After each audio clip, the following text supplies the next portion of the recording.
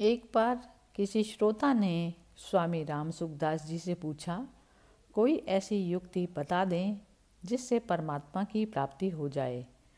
तब स्वामी राम सुखदास जी ने बोला, परमात्मा की प्राप्ति में युक्ति काम नहीं करती, लगन काम करती है। जब भगवान की तरफ रुचि नहीं हो, वही काला दिन है, वही विपत्ति है। जब भगवान की तरफ रुचि हो जाए, वही पवित्र दिन है और वही संपत्ति है। जैसे घर से दूर जाने पर एक उतावली लगती है कि घर जल्दी चलो, ऐसे भगवान के पास जाने की चटपटी क्यों नहीं लगती। जैसे कोई प्रिय स्वजन आता हो तो उसको आने की प्रतीक्षा करते हैं कि अब आएंगे अब आएंगे, ऐसे भगवान के आने की प्रतीक्षा क्यों नहीं होती। अपने असली घर पर जल्दी पहुँचे, भगवान जल्दी मिलें, ऐसी मन में चटपटी लगनी चाहिए। अगर माँ बालक के दोषों की तरफ देखे तो क्या बालक का पालन हो सकता है। बालक रोता है तो अपनी मूर्खता से रोता है। भगवान कृपा करते हैं तो नियत देखते हैं, गलती नहीं देखते। भगवान बिना कारण कृपा करने वाले हैं, यह बात हरदम याद रहे। अपने में कमी को देखकर हमें दुख तब होता है जब हम यह भूल जाते हैं कि भगवान कारण रहित। भगवान से रात दिन एक ही प्रार्थना करो कि हे नाथ, मैं आपको भूलूं नहीं। मन से हरदम कहते रहो, भगवान से यही मांगो कि आपको भूलूं नहीं। भगवान की कृपा से सब काम ठीक होगा, आपको पता भी नहीं चलेगा। अनजानेपन में भी आप संत हो जाओगे। जब तक अपना विचार परमात्मा प्राप्ति का नहीं होगा, तब तक बातें कहने सुनने से काम नहीं होगा। कोई उपाय काम नहीं देगा। परमात्मा प्राप्ति की जोरदार अभिलाषा होने पर ही उपाय काम देते हैं, नहीं तो बढ़िया से बढ़िया उपाय भी काम नहीं देता। स्वामी राम सुखदास जी बताते हैं कि उन्होंने बहुत पुस्तकें पढ़ी, संतों का संग भी किया। जहाँ कहीं अच्छी बातें सुनने को मिली, वहाँ पर भी गए। बहुत बातें देख करके, पढ़ करके, सुन करके, समझ करके, विचार करके तब उन्होंने निर्णय किया कि भगवान के समान अपना कोई नहीं है।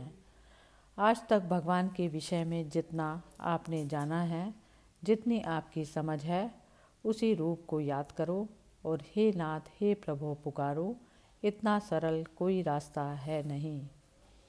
शरीर को ठीक रखने के लिए जिस प्रकार आप घी दूध आदि का सेवन करते हैं, फिर भी वह साथ में नहीं रहता, परंतु भगवान के लिए क्या आपने घी दूध आदि का सेवन किया, फिर भी वह सदा साथ में रहते हैं। जैसे जहाँ तक लाइन बिछी है वहीं तक रेलगाड़ी जाती है, ऐसे ही आपने जहाँ जहाँ संबंध जोड़ा, वहाँ वहाँ ही मन जाता है। पहले आप संबंध जोड़ते हैं, फिर वहाँ मन जाता है। अतः मन दोषी नहीं है, बल्कि आप दोषी हैं। मन खराब नहीं है, आप खराब हैं। जो होता है वह प्रारब्ध के अनुसार ही होता है, प्रारब्ध से इधर उधर होता ही नहीं।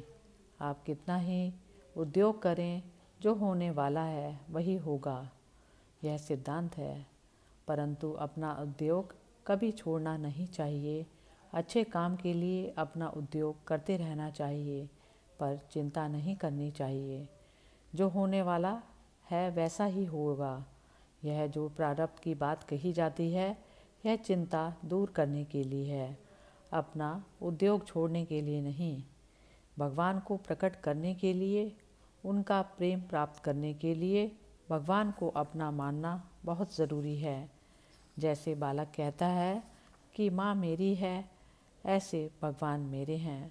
भगवान में मेरापन प्रेम का मंत्र है, जिससे भगवान प्रकट हो जाते हैं। जो संसार की गरज नहीं करता, उसकी गरज संसार करता है, परंतु जो संसार की गरज करता है, उसको संसार चूस कर फेंक देता है। आप अपनी मर्जी से कर्म करोगे तो फल आपकी मर्जी से नहीं मिलेगा, परंतु कर्म के अनुसार मिलेगा, इसलिए करने में सावधान रहो और होने में रहो। ये 2 बातें याद कर लो। ज्यों ज्यों रुपयों का महत्व बढ़ेगा त्यों त्यों आपकी दरिद्रता बढ़ेगी।